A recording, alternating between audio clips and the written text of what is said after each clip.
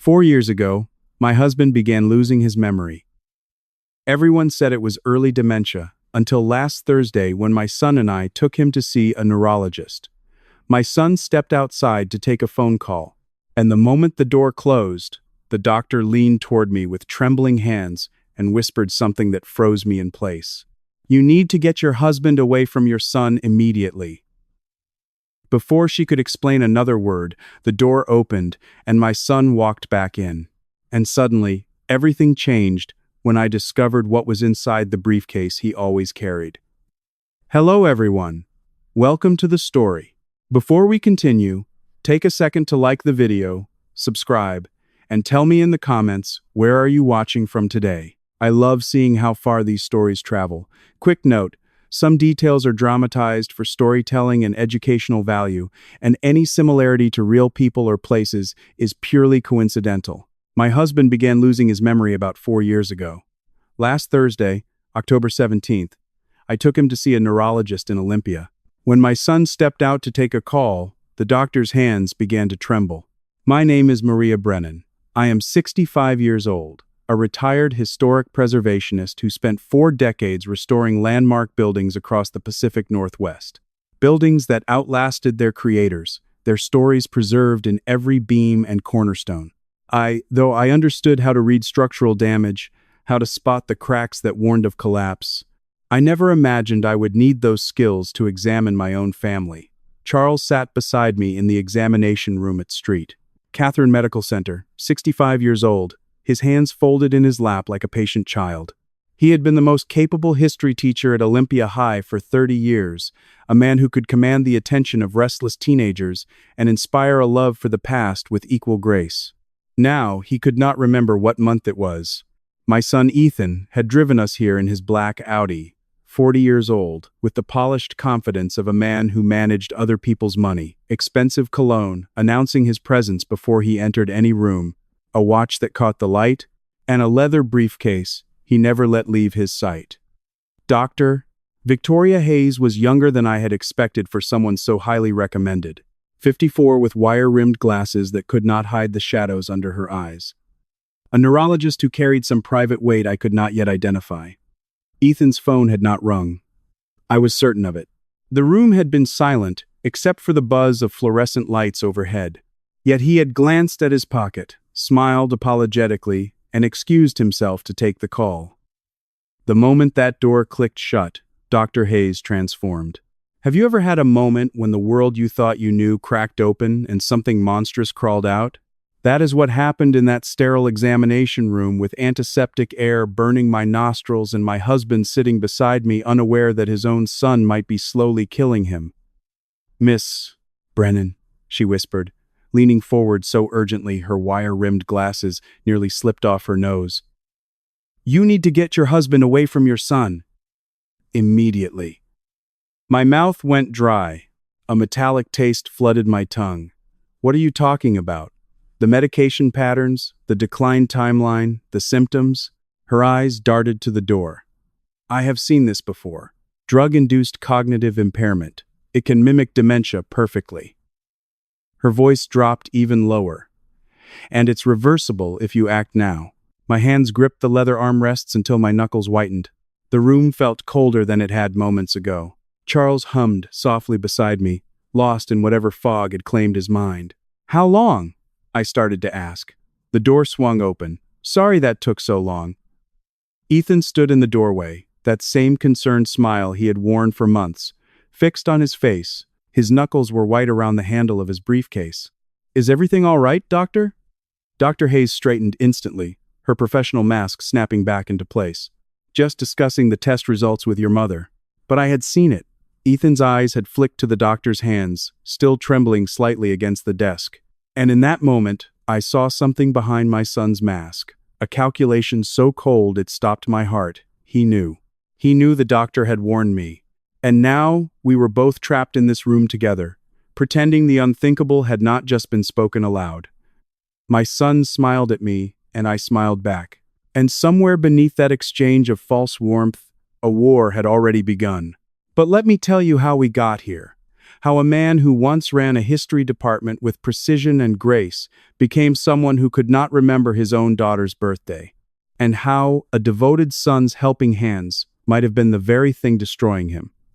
Charles and I had been married for 42 years. We raised 2 children in a house I restored with my own hands at 1847 Maple Grove Avenue in Olympia. He spent 30 years as a teacher at Olympia High, the kind of man who could make the Peloponnesian War sound like a thriller and comfort a student who failed a test in the same breath. I spent my career traveling across the Pacific Northwest, bringing historic buildings back from the brink of demolition. The forgetting started in April 2021. Small things at first, a missed appointment. A historical fact he'd taught 100 times suddenly foreign. I told myself it was age, we were both in our 60s.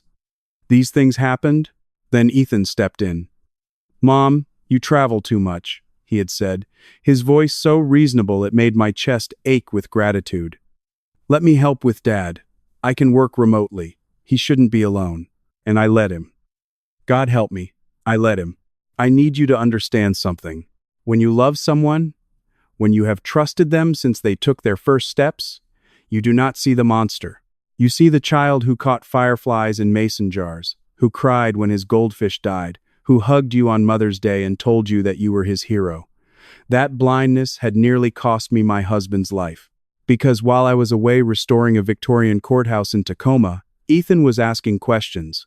"Mom, you and Dad are not getting any younger," he had said 6 months ago, leaning against my kitchen counter with a cup of coffee I had not seen him make. "We should talk about power of attorney. What happens if you cannot make decisions? This house must be worth a fortune now," he had commented another day, running his fingers along the original crown molding I had restored myself. "What do you think? 600,000 more?" He photographed my antiques. Every piece of furniture Charles and I had collected over 4 decades, documented like evidence. "For insurance purposes, Mom," he had explained. "You never know. But the worst part, the detail that still haunts my memory, was the pills. Do not worry about Dad's medications," he had told me. "I've got it handled. You focus on your projects." And I did. I focused on my projects while my son focused on my husband. Charles's decline accelerated after Ethan took over his care. The man who had once completed the Sunday crossword in ink now stared at the empty boxes like they were written in a foreign language. He forgot our daughter Lily's birthday. He forgot our anniversary. He forgot the names of grandchildren he had helped raise. I blamed the disease. I blamed myself for being away so often. I never blamed Ethan until the night before that doctor's appointment. I had come downstairs for water and found him in the kitchen sorting Charles's medications into the weekly pill organizer. The colored compartments clicked as he dropped tablets into each slot with practiced precision. But it was not his efficiency that stopped me cold in the doorway. It was his face. His fingers lingered over certain tablets. A slight smile touched his lips. Not warmth, satisfaction. And his eyes, when he thought no one was watching, held a calculation that turned my blood to ice. My preservationist's mind had spent 40 years reading buildings, understanding how structures fail. Standing in my own kitchen doorway, I finally saw the crack in my family's foundation, and I realized it was not Charles who was broken. It was something far worse. That memory of Ethan in the kitchen haunted me as I sat in Dr. Hayes's examination room. The next morning, October 17th, the day everything changed. Charles sat beside me, his hands folded in his lap. Ethan stood by the window with his arms crossed, that leather briefcase at his feet, like a loyal dog. Dr. Hayes opened a folder and began the test that would prove just how much of my husband had been stolen. "Mr. Brennan, what year is it?" Charles's brow furrowed. He looked at me, then back at the doctor. 2021? I gripped the armrests of my chair until my knuckles whitened. "Who is the current president?" A longer pause. His eyes darted around the room as if searching for the answer written on the walls. "Obama? No, wait. Bush? Doctor?" Hayes made a note, her pen scratching against paper with increasing urgency. "Can you count backward from 100 by sevens?" Charles stared at her blankly. 193. Do you know what it is like to watch someone you have loved for 42 years struggle to remember basic facts? To see the man who once managed complex historical curriculums, who remembered every student's name, who held my hand through my own cancer treatment dissolve into confusion before your eyes. That examination room became a torture chamber, and every wrong answer was another nail in a coffin I did not yet know was being built. I'm going to say 3 words, Dr. Hayes continued gently. Apple, penny, table. Can you repeat those back to me? Apple, Charles said slowly. Penny, and he trailed off, his face crumpling. I'm sorry. I can't remember the last one. That's all right, Mr. Brennan. We will come back to it. But 5 minutes later, when she asked again, he could not recall any of them. The antiseptic smell of the room burned my nostrils. I could taste metal on my tongue, the flavor of fear. Charles's hands twisted in his lap, and I wanted to reach over and hold them, but I could not move. I was frozen watching my husband fail test after test while our son stood calmly by the window. Dr. Hayes set down her pen and looked at her notes for a long moment. Who manages your husband's medications, miss? Brennan? Before I could answer, Ethan's smooth voice cut in from the window. I do. I organize Dad's weekly pill case. Blood pressure, cholesterol, his vitamins. I have been handling it since I moved back to help, and that was when I saw it. Dr. Hayes's pen stopped moving. She looked up at Ethan, still standing by the window, still so composed, still so helpful, and something shifted in the neurologist's expression. It was there for only a moment. Recognition, then alarm, then a careful blankness that told me she was hiding something. This decline pattern, Doctor, Hayes said slowly, her voice carefully neutral, is progressing faster than typical age-related deterioration. I would like to review his complete medication history. Of course, Ethan said. Whatever you need, Doctor. But Dr. Hayes was not looking at Ethan anymore. She was looking at me. And in that moment, I saw a warning. She could not speak aloud. Not with Ethan standing right there watching us both with that patient, helpful smile. The doctor knew something. I was certain of it now. She had seen something in Charles's case that frightened her. Something about the medications. Something about the pattern of his decline. And whatever it was, she could not tell me. Not yet. Not with my son in the room, guarding that briefcase like it contained the secrets of the universe. I did not know then just how right I was. The drive home should have taken 30 minutes. It felt like 3 hours. And every second of it, I watched my son unravel in ways I had never seen before. Ethan's fingers drummed against the leather steering wheel in a nervous rhythm that never stopped. His eyes flicked to the rearview mirror every few seconds, checking, always checking as if he expected someone to be following us. The briefcase sat wedged between his seat and the center console, and twice I saw him reach down to touch it, reassuring himself it was still there. You okay, son? I asked as he checked the mirror for the 5th time in 2 minutes. You seem tense. Fine, Mom, just traffic. But there was no traffic. The roads through Olympia were nearly empty in the late afternoon light. Ethan's cologne filled the enclosed space of the Audi, thick and cloying, and I found myself pressing closer to the window, just to breathe. In the back seat, Charles hummed softly to himself, staring out at the passing trees with the vacant contentment of someone who had forgotten why we had gone to the doctor in the first place. He had already forgotten the tests, the questions he could not answer, the look on Dr. Hayes's face. But I had not forgotten. I would never forget. Let me ask you something. Have you ever watched someone you love do something ordinary, something they have done 1,000 times, and suddenly seen it with new eyes? Seen it for what it really might be? That is what happened when we got home, and Ethan walked straight to the kitchen, straight to the medication cabinet, with the efficiency of a man following a routine. A routine I had never questioned, a routine I now could not stop watching. His hands moved with practiced precision. The weekly pill organizer sat on the counter, its colored compartments like a rainbow of trust. Blue for morning, yellow for noon, green for evening. I had seen Charles take pills from those compartments hundreds of times. I had thanked God that our son was so devoted, so organized, so willing to help when I could not be there. Now I watched those same hands sort tablets with new horror pooling in my stomach. "Dad, time for your evening pills," Ethan called out, his voice shifting to that warm, caring tone that used to fill me with gratitude. "I've got everything ready." Charles shuffled into the kitchen, still wearing his coat from the doctor's visit. He smiled at Ethan with such complete trust that my heart cracked. "Such a good boy," he murmured, accepting the tablets from his palm. "What would I do without you?" He swallowed them with a sip of water, every single one without question, without hesitation, with the faith of a father who had no reason to doubt his own child. I stood in the doorway and felt something cold settle in my chest. A suspicion I could not prove, a horror I could not name. My husband had just swallowed pills that might be destroying his mind, and I had done nothing to stop him, because I did not know. Not yet. Not for certain. "Thank you, sweetheart." Charles patted Ethan's cheek with the same hand that used to check his temperature when he was sick. My son smiled back, that warm, devoted smile I had seen for months, but I was not looking at his smile anymore. I was looking at the briefcase he had carried into the kitchen, still clutched against his side. "I am going to take a shower," Ethan announced, setting the briefcase on the counter for the first time all day. "You two relax."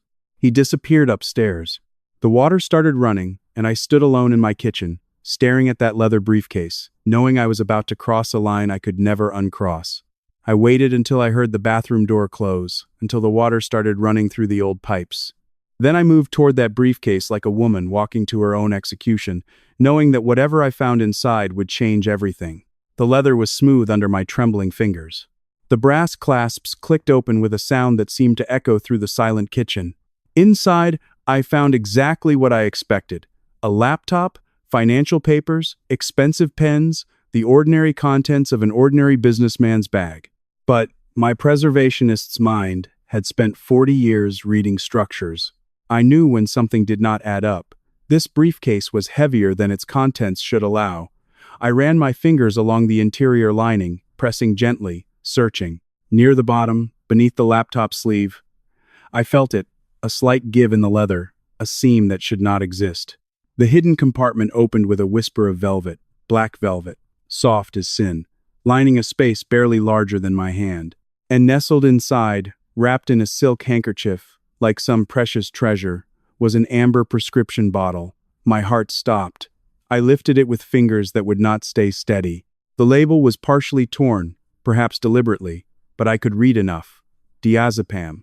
And below that, in smaller letters that destroyed my world, veterinary use only. What kind of person hides medicine in a secret compartment? What kind of son wraps poison in silk, like it is a treasure? I will tell you what kind. The kind who knows exactly what he is doing. The kind who planned this. The kind who looked his own father in the eye every single day for nearly 4 years and watched his mind dissolve, knowing he was the one dissolving it. Veterinary use only, for animals. My son had been giving my husband medicine meant for animals. Bile rose in my throat. The metallic taste of rage and grief flooded my mouth. I thought of Charles sitting in the next room, the pills he had just swallowed. The trust in his eyes when he looked at his devoted son. How long? How long had he been doing this? 4 years of watching my husband disappear. Was it him? Was it always him? My hands shook so badly I nearly dropped my phone trying to photograph the evidence. The bottle, the torn label, the hidden compartment with its velvet lining, the silk handkerchief that made this poison look like a gift. I photographed everything, checking each image to make sure it was clear, readable, undeniable.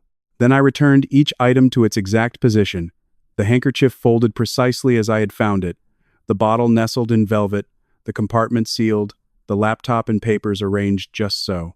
The shower stopped. Footsteps creaked on the floor above. I closed the briefcase, positioned it exactly as Ethan had left it, down to the angle of the handle. Then I walked calmly to my chair in the living room, picked up the newspaper, and pretended my entire world had not just collapsed. Charles sat across from me, humming softly, his eyes vacant and trusting. He did not know. He had no idea his own son was slowly killing him. Ethan came downstairs, hair damp, smelling of soap and that expensive cologne. He glanced at the briefcase on the counter, at me with my newspaper, at his father with his gentle smile. "Everything okay, Mom?" "Fine," I said, "just tired." He nodded and picked up the briefcase, tucking it under his arm like it contained nothing more dangerous than spreadsheets. I had a choice to make. Confront him now with nothing but photographs and suspicion, or find proof so undeniable that no one could dismiss what he had done. I chose to wait. I chose to plan. I chose to become the one thing my son never expected, his enemy. I did not sleep that night.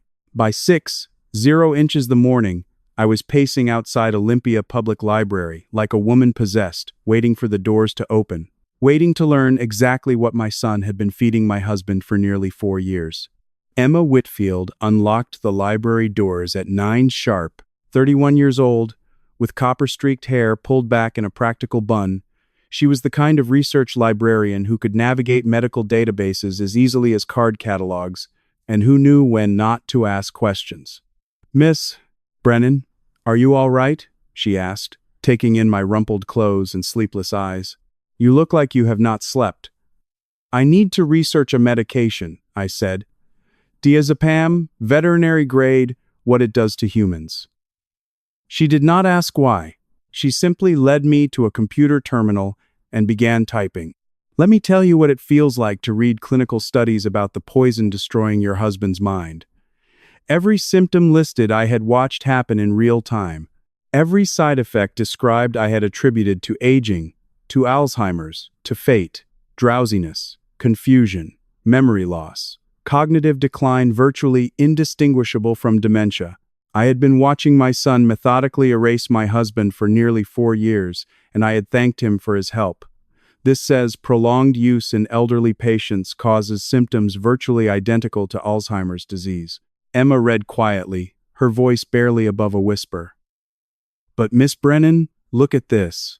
She pointed to a line that made my heart stop. And if someone stopped taking it, my voice came out strangled. "Cognitive improvement begins within 24 to 48 hours. She looked at me with eyes that understood more than I had said.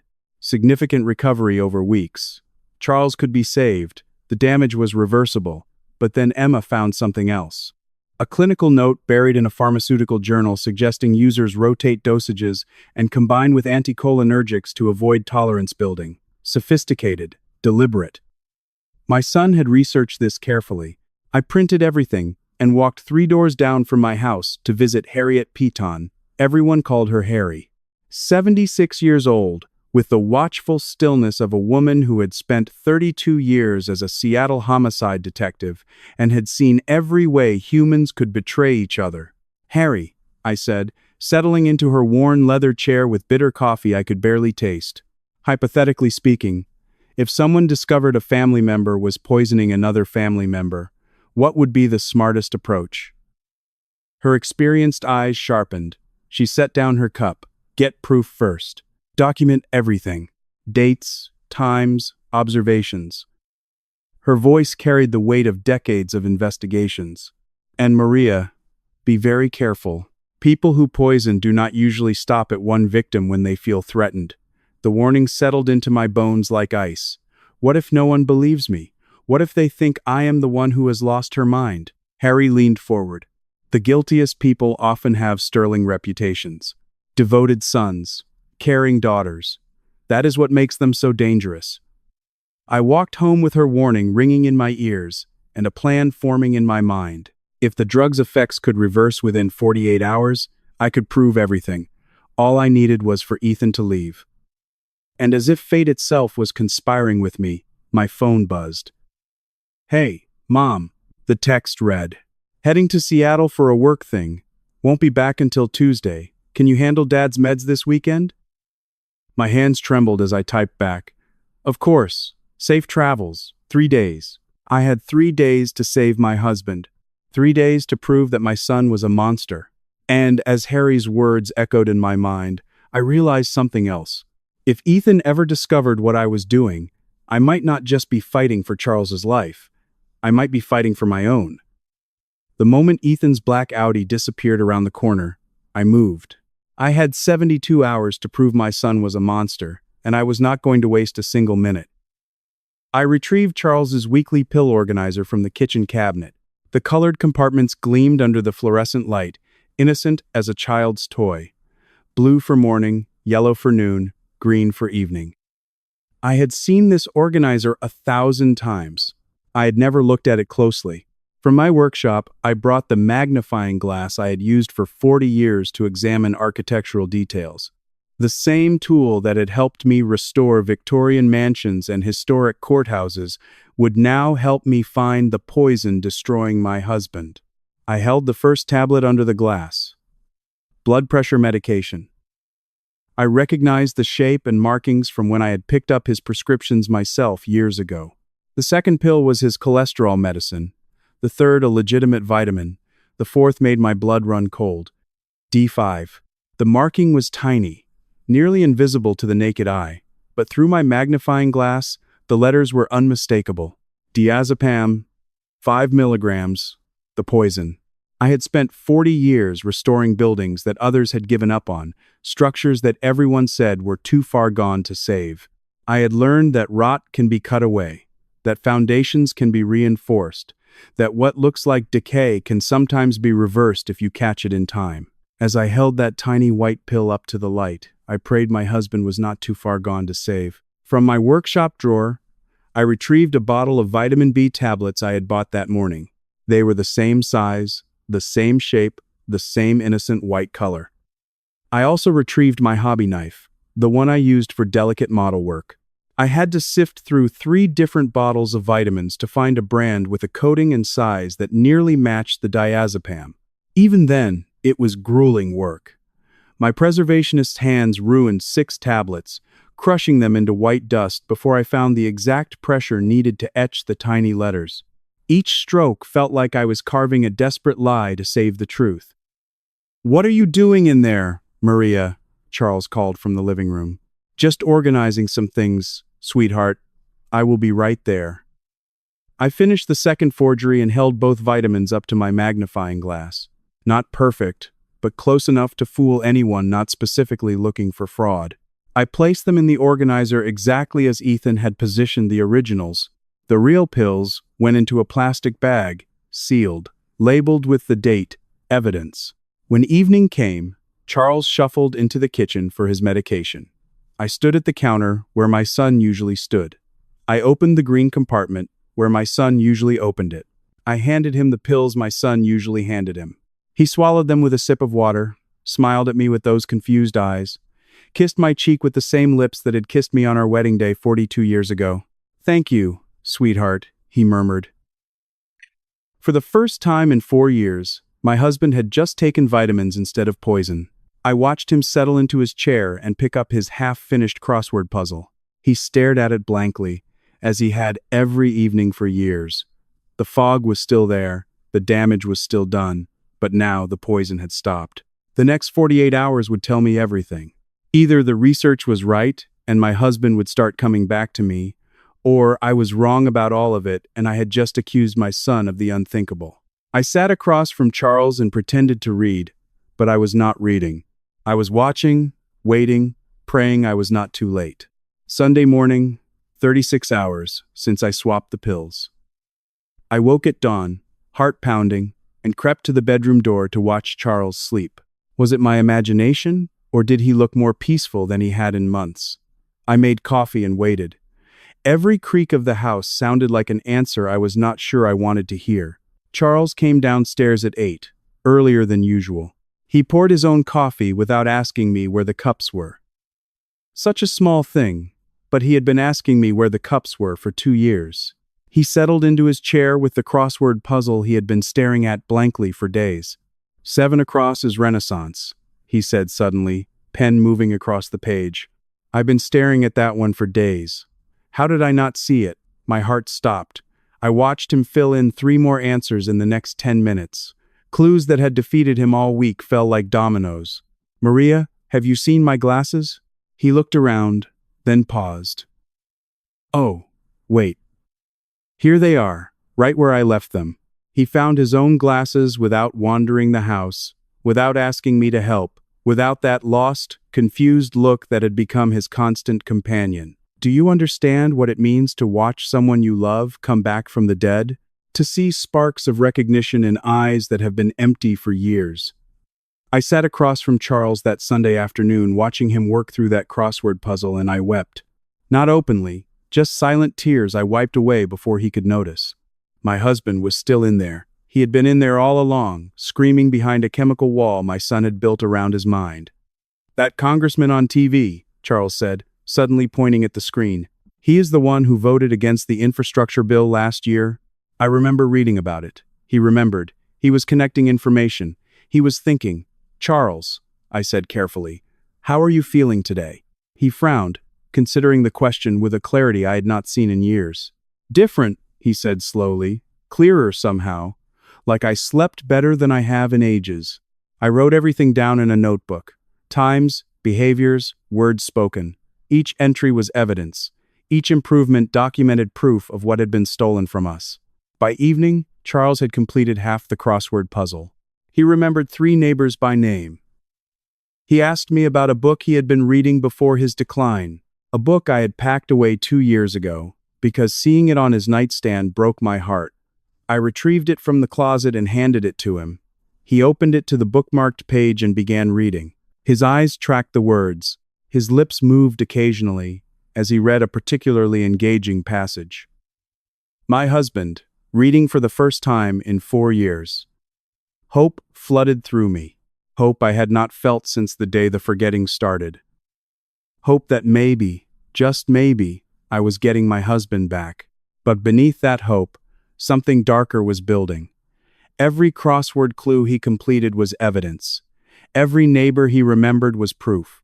Every page he turned was another count in an indictment I was writing in my mind. My son had done this. My own son had stolen nearly 4 years from the man I loved. He had watched him dissolve and smiled and organized his pills and asked about our will. Cold, focused rage settled into my bones alongside the hope. When Ethan came home on Tuesday, nothing would ever be the same again. I just did not know then that he would not wait until Tuesday. I woke Monday morning to a sound I had not heard in 4 years. Bacon sizzling, pans clattering, and my husband's voice humming a melody that stopped my heart. Our wedding song. I stood in the kitchen doorway and watched Charles move with a confidence I had forgotten he possessed. He cracked eggs into a pan without hesitation. He reached for the salt without searching for it. He turned to greet me with a smile that reached his eyes. "Morning, sweetheart," he said. "I thought I would make your favorite. Remember how you always said my scrambled eggs were better than any restaurant?" I remembered. I had stopped saying it 4 years ago because he had stopped being able to make them. "Charles," I whispered.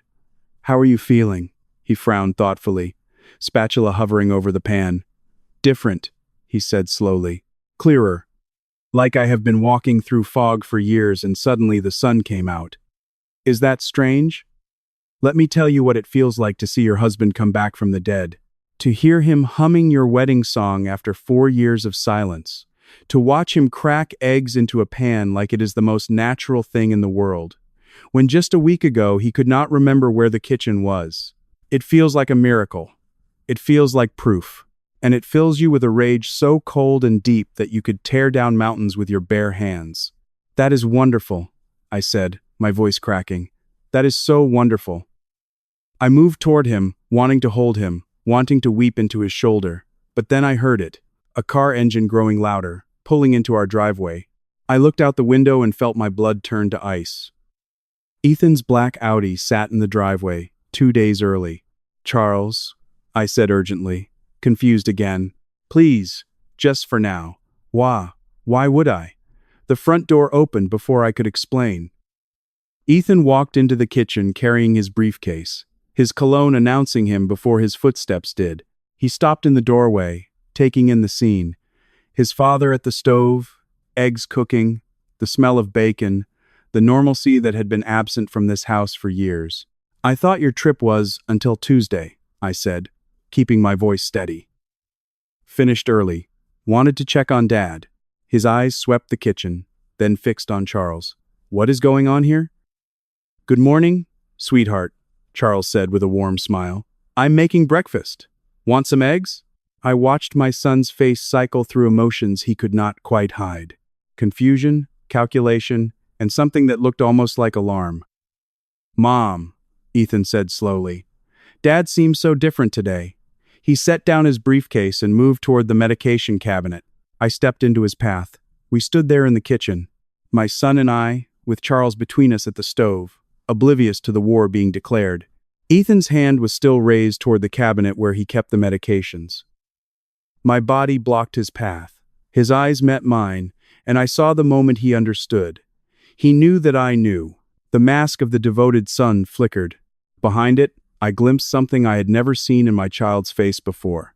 Calculation, desperation, and just a flash of something that looked almost like fear. Is something wrong? Charles asked from the stove, his voice light and confused by the sudden tension. Nothing is wrong, Dad, Ethan said smoothly. Nothing at all. But his eyes never left mine, and in my pocket, my fingers closed around the amber bottle I had kept with me since Thursday night. The evidence of what my son had done. The confrontation I had dreaded was here, but so was the confrontation I had planned for. I reached into my pocket and pulled out the amber bottle, held it up so the morning light caught the torn label. Want to explain this, son? Ethan's face drained white. His hands, still raised toward the medication cabinet, dropped to his side. Where did you get that? He whispered. Your briefcase. Hidden compartment. Very clever. I kept my voice steady, though rage boiled beneath every word. Want to explain why you have been feeding your father animal tranquilizers for nearly 4 years? Behind me? Charles gasped. I heard his hand knock against the stove as he steadied himself. Ethan collapsed into a kitchen chair, head dropping into his hands. Sobs shook his shoulders. The devoted son act crumbled into something raw and pathetic. I never meant for it to go this far, he choked out. It started small, just to make him more manageable while you traveled. Manageable? Charles's voice came from behind me, sharp with horror. I am your father, Ethan. Not a pet to be sedated. I was drowning, Mom. He looked up with tear-streaked cheeks. $325,000 in debt, failed investments, creditors calling constantly, my wages garnished. So, you decided to poison your father? I thought if Dad needed more care, if he had to go into a facility, he swallowed hard. Maybe we could work something out with the finances, the house, the investments. Have you ever watched your own child confess to something monstrous and felt your love for them die, not fade, not weaken, die? Like a candle being snuffed out? That is what happened in that kitchen. Every word Ethan spoke, every excuse, every justification I felt, another piece of my love for him turned to ash. This was the boy I had carried on my shoulders, the child I had read bedtime stories to, the son I had been so proud of, and he had been slowly poisoning his father for nearly 4 years, while I thanked him for his devotion. I researched it carefully, Ethan continued, as if careful research made it better. Small doses. Nothing that would really hurt him, just enough to make him confused, dependent. The smell of burning eggs filled the kitchen. The breakfast Charles had been cooking forgotten on the stove. I did not move to turn it off, neither did anyone else.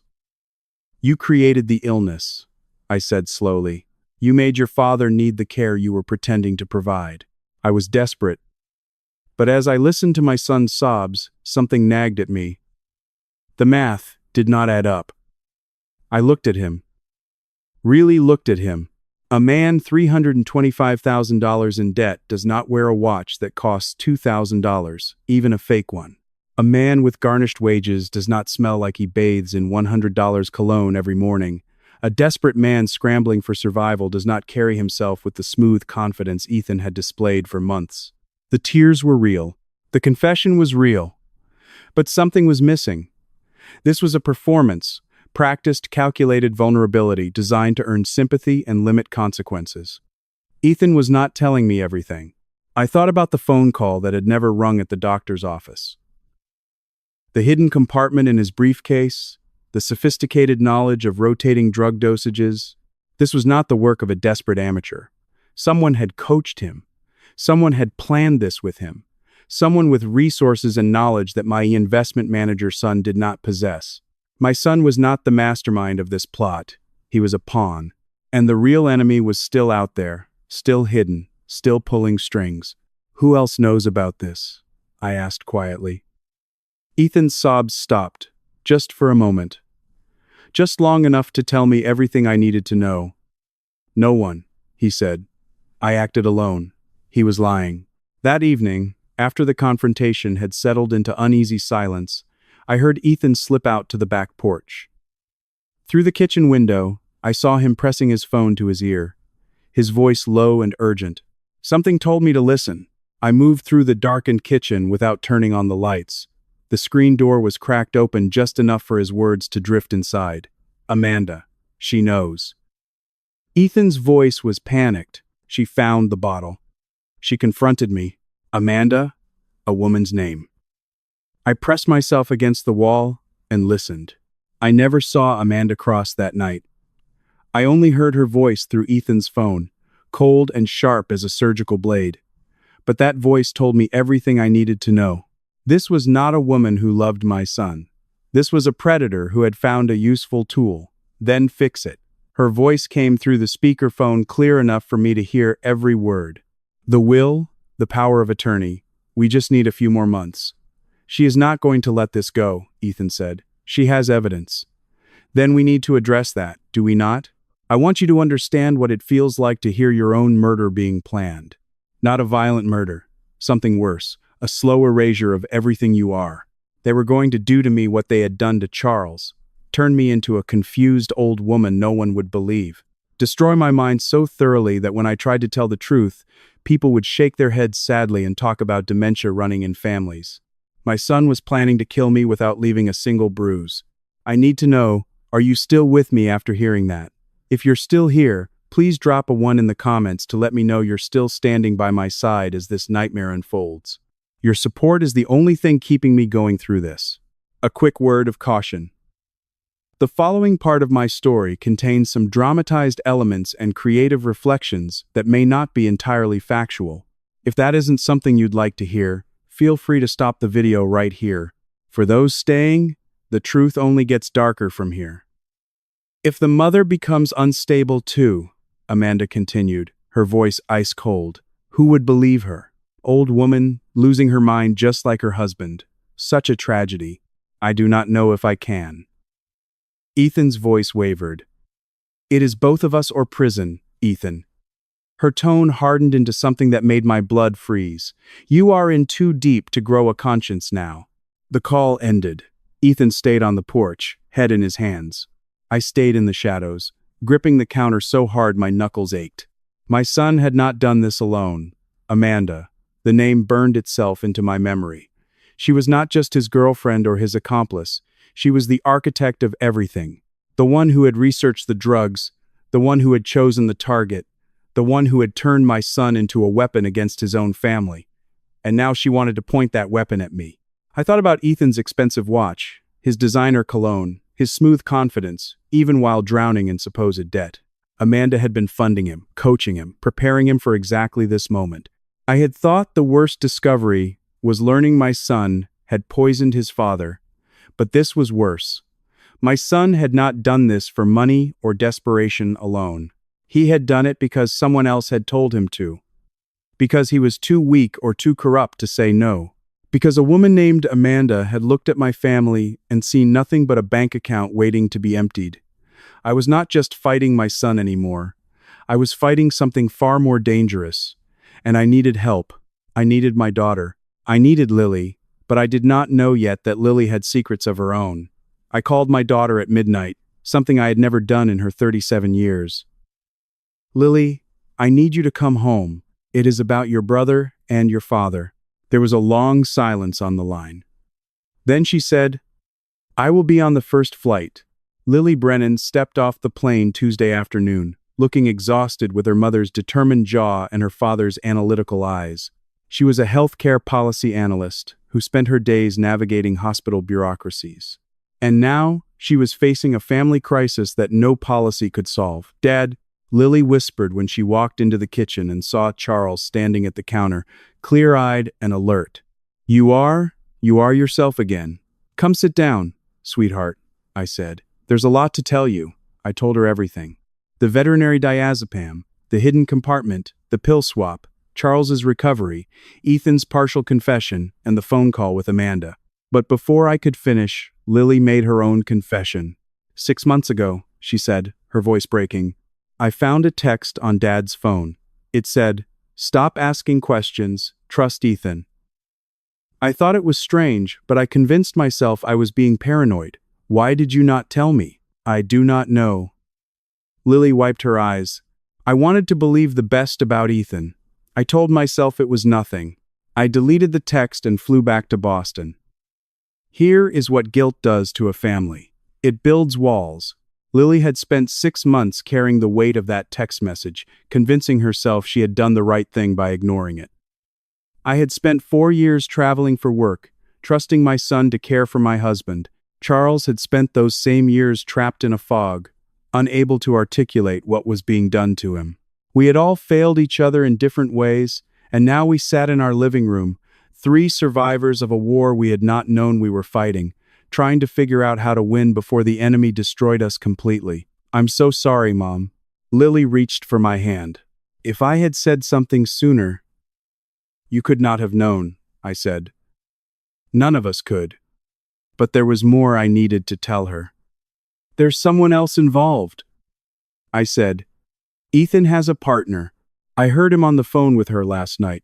Her name is Amanda. Lily's head snapped up. Amanda who? I do not know her last name. Just Amanda. Describe her voice.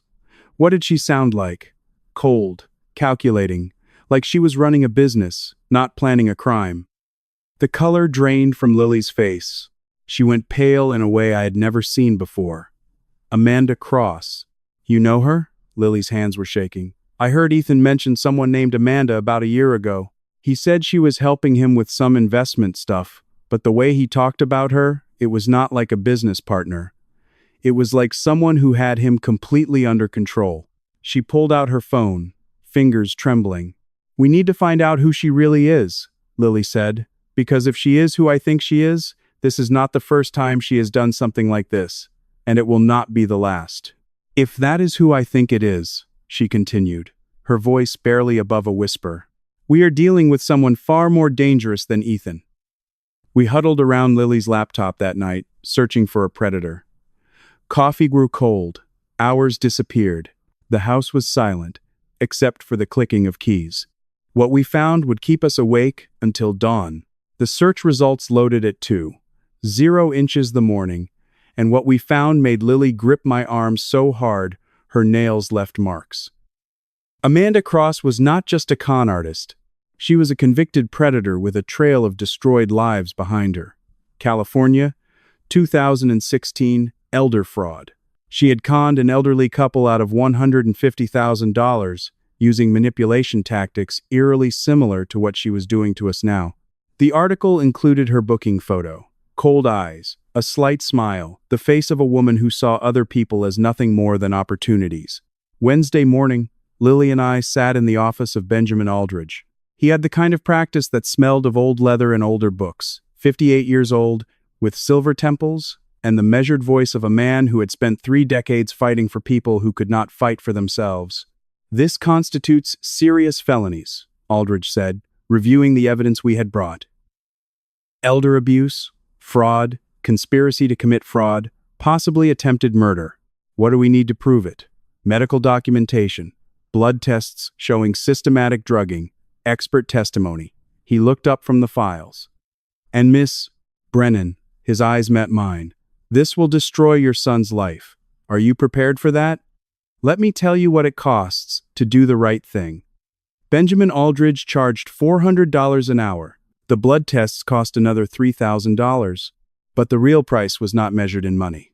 It was measured in the look on my daughter's face when I signed that retainer, in the knowledge that every step forward was a step toward destroying my own son. In the sleepless nights wondering if there was any other way, there was not. I had tried to find one. But some crimes cannot be forgiven. Some betrayals cannot be repaired. Some sons cannot be saved. Thursday, Charles underwent comprehensive blood testing at Street Catherine Medical Center. Afterward, I found Dr. Hayes in her office and asked the question that had haunted me since that first warning. Why did you risk your career to warn me? Hayes's face darkened. She stared at her hands for a long moment. 5 years ago, she said quietly, I saw the same pattern. Son-in-law drugging his mother-in-law. I suspected, but stayed quiet. Did not want to destroy a family over suspicion. What happened? She died, her voice broke. Autopsy showed benzodiazepines combined with anticholinergics, mimicking Alzheimer's progression. I swore I would never stay silent again. Friday afternoon, Hayes called me back to the hospital. The results confirmed systematic poisoning, she said, handing me 15 pages of medical documentation. Diazepam, 5 mgs daily for months to years. This report will stand up in any court. Your son will not be able to deny the science. I held that evidence in my hands. 15 pages of proof that my son had systematically poisoned his father. Proof that would send him to prison. Proof that could not be argued with or explained away. Dr. Hayes had given me everything I needed to destroy Ethan and Amanda and whatever twisted partnership they had built on my husband's suffering. But as I walked out of the hospital that Friday afternoon, my phone buzzed with a text from a number I did not recognize. The message was simple. We know what you are doing. Back off, or Charles is not the only one who will suffer. I stood in the parking lot, phone cold in my hand, and felt the world shift beneath my feet. Someone was watching. Someone knew we were building a case. And they were not going to let us finish without a fight. I had the evidence. I had the attorney. I had the medical proof. But the enemy knew I was coming, and they had just made this personal. By Saturday morning, I had become the villain of Maple Grove Avenue, the woman who accused her own son of poisoning her husband. The neighbors I had known for 20 years now crossed the street to avoid me. Someone had leaked my accusations. The threatening text had been just the beginning. Now the entire neighborhood knew that Maria Brennan was making wild claims against her devoted son. I watched from my front porch as curtains twitched and heads turned away. The Hendersons, who had borrowed our lawnmower every summer for a decade, suddenly found their shoes fascinating when I waved. Mrs. Patterson, who used to bring us Christmas cookies, hurried her grandchildren past our house like we were contagious. At the corner grocery store that afternoon, I ran into George Thompson loading groceries into his trunk. George and I had played on the same bowling league for 15 years. We had celebrated each other's retirements. His wife had knitted Charles a blanket during his cancer treatments. George, I called out, raising my hand in greeting. He saw me. I know he saw me. Our eyes met across the parking lot for one brief moment. Then he closed his trunk with deliberate focus, climbed into his car, and drove away without a word. The deliberate avoidance cut deeper than any accusation could have. By evening, 3 neighbors had called Charles to check on him, their voices dripping with concern that felt more like suspicion. One even suggested I might be the one experiencing cognitive decline, not him. Then Doris Kendrick marched across the street. Doris was 68 years old and had appointed herself the conscience of Maple Grove Avenue for 3 decades. She organized the block parties, tracked every birth and death, and delivered judgment on family matters with the certainty of a woman who had never doubted herself. Maria Brennan, she planted herself on my walkway, arms crossed. I heard what you were saying about Ethan. Doris, this is a family matter. Ethan volunteers at the senior center every Tuesday. She continued as if I had not spoken. He brings Charles flowers. He is devoted. Maybe the stress has affected you, Maria. Have you considered seeing someone? Have you ever stood in your own front yard and felt like a stranger? Have you ever looked into the eyes of people you have known for decades and seen only suspicion? That is what betrayal looks like when it wears your son's face and speaks with your neighbor's voice. I have evidence, Doris. Evidence of what? That your son cares for his father? She shook her head with theatrical sadness. We are all worried about you, Maria. This is not healthy. She walked away before I could respond. I stood alone on my front lawn, feeling the weight of 20 years of neighborhood goodwill evaporating around me. Inside, Charles was waiting. He had heard everything through the open window. Look at me, he said, squeezing my hand with a strength I had not felt in years. His eyes were clear, focused, Present. I'm awake. I can think. I can remember our grandchildren's birthdays. I can finish crossword puzzles. That is proof you are not crazy. I held his hand and felt something crack open in my chest. Not despair, relief. My husband was back, and he believed me. That evening, Harry Peaton knocked on our door. She carried a thermos of coffee and the quiet solidarity of a woman who had seen worse things than neighborhood gossip. "Heard you had visitors today," she said, settling into the kitchen chair across from me. Doris and George both made their opinions clear. They all think I have lost my mind. Harry poured coffee into 2 cups. "Of course they do. Ethan has been playing the devoted son for nearly 4 years. You have been playing the absent wife. Which story is easier to believe?" The coffee was bitter. The truth was worse. "The hardest part is standing alone when everyone looks away," Harry said quietly. "But you are not alone, Maria." She paused, and something dark flickered in her old detective's eyes. "I have seen this playbook before. The character assassination always comes right before they make their move. Whatever Ethan and his partner are planning, it is coming soon, and it will not be subtle." I looked at my husband, clear-eyed and holding my hand, at Harry, steady and certain. The neighborhood had turned against me, but I was not alone, and I was ready for whatever came next. I heard the coat closet door slam before I saw him.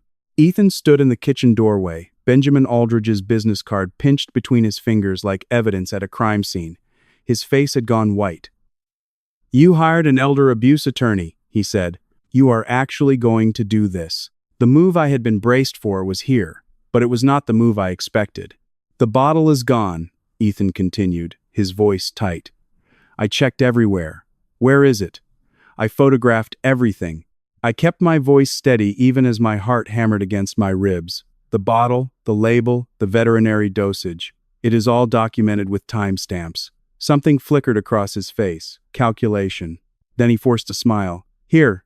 He moved to the counter, poured water into a glass, and slid it toward me. "Let us talk about this like adults, like family. Let me tell you what it feels like to watch your son try to poison you. Time does not slow down. There is no moment of clarity. There is only the glass of water sitting on the counter between you and the terrible understanding that the child you raised would watch you drink it." I did not reach for the glass. "Maria, no." Charles's scream came from the doorway. He stood there, clear-eyed and alert, pointing at the glass with a shaking finger. "Do not drink that." I saw him put something in it. Ethan's face twisted. "Dad, you do not know what you are talking about. You are confused." "I am not confused anymore." Charles's voice was stronger than I had heard it in years. "That is the problem, is it not?" "Ethan, I am not confused anymore. I have been recording for the last 10 minutes. Lily stepped out from the hallway, phone held steady in her hand. The screen glowed in the dim kitchen light. Every word, Ethan, every single word. My son looked at his sister, then at his father, then at me. I watched something collapse behind his eyes. The smooth confidence, the practiced charm, the devoted son mask that had fooled everyone for nearly 4 years. It all crumbled at once. He sank into a kitchen chair and dropped his head into his hands. His shoulders shook. "You do not understand," he said, his voice breaking. "None of you understand." "Then make us understand," I said. "Tell us the truth. Amanda has recordings of me." The name hung in the air like smoke. "Things I did years ago?" His voice dropped to a whisper. "Fraud. Worse. When I started working with her, she was helping me cover my tracks. Then she started collecting evidence, building a file. She has everything. So she blackmailed you into poisoning your father?" Ethan looked up at me with eyes I no longer recognized. "If I go down, she releases everything. She owns me." He swallowed hard. "She has been planning this for years, Mom. The poisoning was just part of it. She wanted the house, the investments, everything, and she made sure I could never say no." Charles moved to stand beside me. Lily lowered her phone, but kept recording. "Where is she now?" I asked. "I do not know. She disappears for weeks at a time. But she is watching. She always knows." Ethan sat crumpled in the kitchen chair. A broken man confessing to a room full of people who had once loved him. She is coming for all of us, Mom. He looked up at me with something that might have been fear, or might have been warning. Amanda does not leave witnesses. The kitchen fell silent. Outside, a car engine started somewhere down the street. We had found our enemy, but our enemy had been watching us the entire time. Detective Rosa Torres spread 15 photographs across her desk at the Thurston County Sheriff's Department. Medical records, bank statements, a veterinary prescription with Ethan Brennan's forged signature, and emails dated 2 years before the poisoning began, showing Amanda Cross researching the Brennan family's net worth. Torres was 42 years old and had spent 15 years in the department. She had seen every kind of family crime, but the Brennan case made her stomach turn. She had a son Ethan's age. She understood what I was about to lose. These emails go back to 2020, Torres said, tapping her screen. Amanda Cross researched your family's property value, Charles's medical history, your retirement accounts. She was hunting before Ethan ever met her. My son was targeted, your son was recruited. Torres looked at me with steady eyes. There is a difference. One makes him a victim. The other makes him a co-conspirator. Right now, he is both. The arrest warrants were issued Wednesday morning. You think you want justice until you see it arrive. You think you are prepared until your son drops to his knees on your front lawn, flowers scattering like confetti at a funeral, and begs you to save him from the consequences of his own choices. Justice does not feel like victory. Justice feels like watching your family die in slow motion while the neighbors film it on their phones. Ethan came up the walkway carrying roses, Charles's favorite. He did not see the unmarked car parked across the street, did not notice Torres and 2 officers stepping out of our house. Ethan Brennan, Torres announced, you are under arrest for attempted murder, elder abuse, and conspiracy to commit fraud. You have the right to remain silent. The flowers hit the ground. Pink petals scattered across the grass. Mommy, please.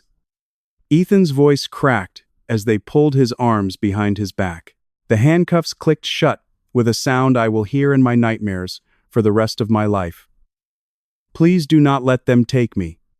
I am still your son. Charles gripped my arm so hard I felt his nails through my sleeve. That is my baby boy, he whispered. Tears streamed down his face. That is my baby boy in handcuffs. Across town, Amanda Cross was being arrested at her downtown apartment. I learned later that she answered the door in silk pajamas with an expression of mild inconvenience, as if the officers had interrupted her morning coffee rather than ended a 4-year criminal conspiracy. The neighbors watched from their windows. Doris Kendrick stood on her porch, arms crossed, face unreadable. The same people who had called me crazy 48 hours ago now watched in silence as my son was loaded into the back of a police car. I love you, Mom. Ethan's face was pressed against the window as the car pulled away. I am sorry. I am so sorry. I could not speak, could not move, could only watch as the car turned the corner and disappeared. Charles collapsed against me, his body shaking with sobs. I held him the way I had held him through cancer treatments, through miscarriages, through every crisis our marriage had survived. But this was different. This was our child, our son. We did the right thing, he whispered into my chest. Why does it feel like we lost everything? I had no answer. I held my husband and watched Doris Kendrick close her curtains.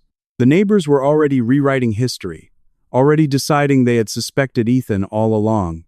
But there was one thing none of us knew yet, one piece of evidence Torres had not shared. 3 days later, I would learn that Ethan had not only poisoned his father, he had been poisoning me, too. In the silence that followed Ethan's arrest, the adrenaline that had been keeping me upright finally evaporated. The headaches I dismissed as stress for the last 8 months surged into a blinding fog. I stood in the bathroom and realized I couldn't remember my daughter's middle name. It wasn't a sudden onset. The symptoms had been there, lurking in the margins of my exhaustion. But I'd been too focused on Charles to notice my own foundation was crumbling. Grief. The weight of watching your child taken away in handcuffs. Lily arrived that afternoon and saw through me immediately. Mom, look at me, she said, her voice sharp with fear. "Your hands are shaking. You forgot what day it was twice this morning. You just asked me where Dad was when he is sitting right there." I glanced at Charles in his armchair by the window, reading peacefully. I had asked where he was. I did not remember. "These symptoms," Lily whispered, gripping my arm so tightly I could feel each finger pressing into my skin. "Mom, these are exactly like Dad used to be before he got better, before we stopped the pills." The words hit me like ice water. I had been so focused on saving Charles that I never considered I might need saving too. The morning coffee Ethan prepared so thoughtfully, the evening water he always poured, the weekend tea he insisted we share. Every act of seeming kindness now twisted into something monstrous. Do you know what it feels like to discover you have been a prisoner in your own body? To learn that every moment of confusion you blamed on age, every headache you attributed to stress, every time you walked into a room and forgot why was not weakness but warfare. My son had been erasing me one cup of coffee at a time. 2 hours later, I sat in Dr. Victoria Hayes's office at St. Catherine Medical Center, fluorescent lights humming overhead, watching her spread blood test results across her desk like evidence at a crime scene, which I suppose they were. "The blood work does not lie," she said, her clinical voice carrying a weight I had never heard before.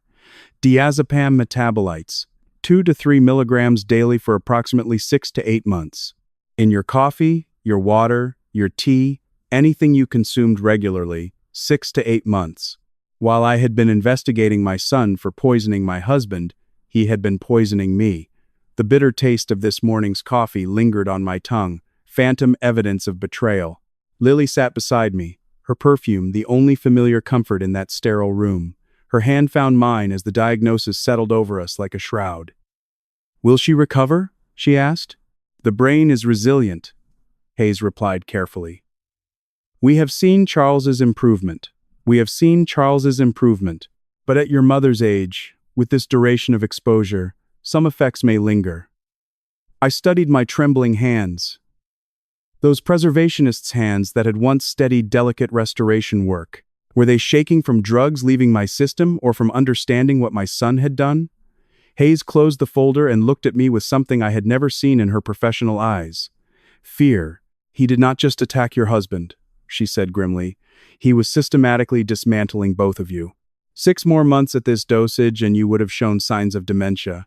A year and you would have needed full-time care." She paused. "How long before you were both in care facilities and he controlled everything?" I sat in silence, processing the mathematics of my own destruction. My son had not just betrayed us. He had been methodically erasing us from our own lives, and the trial that would determine his fate was only weeks away. 2 weeks after my son's arrest, the neighborhood finally believed me. Not because of the evidence, not because of the medical records or the police reports. They believed me because I had been a victim, too. Apparently, watching a woman lose her husband to poison was not enough. They needed to witness the truth themselves before they would believe that evil had lived among them. The trial was 3 weeks away, and I was still processing Dr. Hayes's words about my own poisoning. 8 months of fog, 8 months of headaches I blamed on stress. 8 months of my son methodically erasing me while I focused on saving Charles. Doris Kendrick appeared on my porch that Wednesday morning, her eyes red-rimmed and her hands clutching a casserole dish like a peace offering. "Maria," she said, her voice trembling, "when I heard you were drugged too, I realized how calculated this was. I defended him. I told people you were the problem. I am so deeply sorry. What do you say to a woman who defended your son while he poisoned your husband? What words exist for accepting an apology from someone who called you paranoid while your child was slowly erasing you?" I looked at Doris, standing on my porch, the autumn air carrying the scent of decaying leaves, and realized there is no protocol for this. No script, just 2 broken people trying to find language for the unspeakable. "Thank you for coming," I said finally. The words tasted like ash. That afternoon, I sat in Benjamin Aldridge's leather-scented office while he spread documents across his mahogany desk. The attorney's silver reading glasses reflected the afternoon light as he delivered updates with professional precision. "The judge denied bail this morning," Aldridge said. "Flight risk, severity of charges." The prosecution is adding attempted murder for the poisoning of both victims. Both victims, the phrase still felt foreign. I had spent so long being Charles's protector that accepting my own victimhood required a mental adjustment I had not yet completed. Amanda Cross is fighting extradition from King County, Aldridge continued. Her attorney claims she was also a victim of Ethan's manipulation. It will not work, but it will delay proceedings. I sipped bitter coffee and listened to the legal machinery grinding toward justice.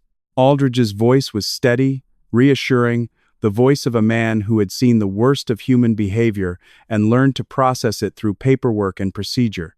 The letter arrived that evening. Charles found it in the mailbox, his hand trembling as he brought it inside. "A letter came," he said quietly, holding the envelope like it might burn him. "From the jail." His handwriting, I recognized Ethan's penmanship immediately. The same hand that had written birthday cards and Christmas letters. The same hand that had measured poison into my coffee. The envelope was cheap, jail stationery. It smelled faintly of industrial cleaning chemicals and desperation. I tore it open, the paper rough between my fingers, and found a single sheet inside. 2 words: "I'm sorry." I read them again and again, searching for meaning, for remorse, for the son I had raised somewhere in those inadequate letters. Charles's hand found mine, his grip tight, grounding me. Sorry could not give Charles back 4 years of his life. Sorry could not erase the fog that had clouded my own mind for 8 months. Sorry could not restore what had been stolen, or rebuild what had been destroyed. I set the letter on the kitchen table and stared at it for a long time. The trial was in 3 weeks. I would see my son across a courtroom facing charges that could imprison him for decades, and I still did not know if I wanted justice or just answers. Perhaps they were the same thing. Perhaps they were not. Monday, December 2nd, I walked into Thurston County Superior Court, still wondering whether I wanted justice or answers. 3 weeks of sleepless nights had not resolved that question. The courtroom was packed with neighbors, journalists, and strangers who had come to witness a family destroy itself in public. I saw my son for the first time since the arrest. Ethan sat at the defense table in an orange jumpsuit, thinner than I remembered. When our eyes met, he looked away first. Amanda Cross sat beside him, composed and cold, watching the proceedings like a spectator at someone else's tragedy. Dr. Hayes took the stand first. Her clinical voice filled the courtroom as she detailed the medical evidence. "The blood work confirms veterinary-grade diazepam in both victims," she testified. "Mr. Brennan received doses for approximately 4 years, Miss Brennan for 6 to 8 months. The damage was systematic and deliberate." Charles's hand found mine on the hard wooden bench. I could smell the stale courthouse coffee, the nervous sweat of spectators, Amanda's expensive perfume cutting through it all. Then Clayton Park rose to cross-examine. The defense attorney, 48 years old, had built his reputation defending the indefensible. He wore a $3,000 suit and a smile that never reached his eyes, approaching cross-examination like a surgeon approaches amputation, precise, clinical, and utterly without mercy. "Is it not true, Miss Brennan?" Park asked, trying to distract the jury with my past absences, "that you prioritized work over your son?" Objection. Irrelevant. Benjamin Aldridge's voice cut through the room, and the judge sustained it instantly. "Have you ever had your life reduced to bullet points by a stranger in a suit?" Park stood before the jury and painted a picture of a mother who chose work over her son. He did not mention the hospital bills, the second mortgage, the nights I sat beside Charles's bed, wondering if he would survive to see Ethan turn 8. He took sacrifice and called it abandonment. "Charles had cancer when Ethan was 7, I said, my voice steady despite the bitter taste of suppressed rage. I worked double shifts to pay medical bills that would have bankrupted us. Every extra hour I worked was to keep my family alive." The courtroom shifted. Park's confident expression flickered. The jury watched with new understanding. Then Ethan stood. "Amanda made me rewrite my childhood," he said, ignoring his attorney's objections. Tears streamed down his face. "She spent months convincing me my parents never loved me, that they resented me, She poisoned my mind before we ever touched the pills. Sit down, Amanda hissed, her composure cracking for the first time. But Ethan continued, his voice breaking. She told me my mother chose work over me, that my father's illness was an excuse to push me away. She turned every memory into evidence of neglect. By the time she suggested the pills, I already hated them. She made me hate them first. The courtroom fell silent. Amanda sat frozen, her mask finally shattered. I looked at my son standing in his orange jumpsuit, tears streaming down his face, and I finally understood. Amanda's greatest crime was not the money. It was not even the poison. Her greatest crime was stealing my son's love. She had taken his memories of birthday parties and bedtime stories and baseball games and twisted them into evidence of neglect. She had turned gratitude into resentment. She had attacked the very bonds holding our family together before she ever touched a pill bottle. I sat in the packed courtroom, Charles's hand tightening in mine, and realized the man I had wanted to destroy was also a victim. Not innocent, never innocent, but manipulated in ways I was only beginning to understand. The trial would continue. Justice would be served. But the question of forgiveness had just become infinitely more complicated. Tuesday morning, the question of forgiveness still unanswered. My husband walked to the witness stand to testify against our son. Charles moved slowly, deliberately, each step a declaration that he had survived what had been done to him. He wore the blue suit from our 40th anniversary. I had not asked him to. He had chosen it himself, a reminder of who he was before the fog, before the pills, before our son tried to erase him. He sat down, adjusted the microphone, and began. For nearly 4 years, Charles testified, his voice steady. I lost myself. I forgot my grandchildren's names. I forgot our anniversary. I forgot how to read books I had loved for decades. My son did that to me. My son and the woman who controlled him. I watched Ethan's face crumble as he spoke. The man he had tried to erase stood before him, clear-eyed and articulate, recounting every moment of confusion he had caused. His recovery was his condemnation. His clarity was his punishment. Charles continued for 20 minutes, every lost memory, every moment of terror when he could not remember his own name. Every night he had cried without knowing why. The courtroom sat in absolute silence, and I tasted salt from tears I had not realized were falling. What do you do with a child who tried to kill you? What words exist for the moment when your son stands in a courtroom and admits he poisoned you for money? There is no greeting card for this. No chapter in any parenting book. There is only the gavel waiting to fall and the numbers about to be read aloud. Numbers that cannot restore what was stolen, but somehow have to be enough. When Charles finished, Ethan stood. I want to change my plea, he said, his voice breaking. I plead guilty to everything. I was weak, I was greedy, I was selfish, and I let someone convince me that my parents deserved to suffer. The judge accepted his plea. The sentencing came swift and final. Ethan Brennan, you are sentenced to 9 years in state prison. The judge noted his partial cooperation against Amanda Cross and the documented psychological coercion she had used. Amanda Cross, you are sentenced to 12 years. The gavel struck. The numbers hung in the air. 9 years. 12 years. Arithmetic that could never balance the equation of what we had lost. They led Ethan toward the side door. He paused, turned, and found my eyes across the courtroom. His lips moved. I'm sorry. I looked at my son, at the man who had poisoned his father for nearly 4 years, who had poisoned me for 8 months, who had been manipulated by a predator, but had still made choices. Terrible choices. Goodbye, son, I whispered back. I meant it, not as rejection, as release.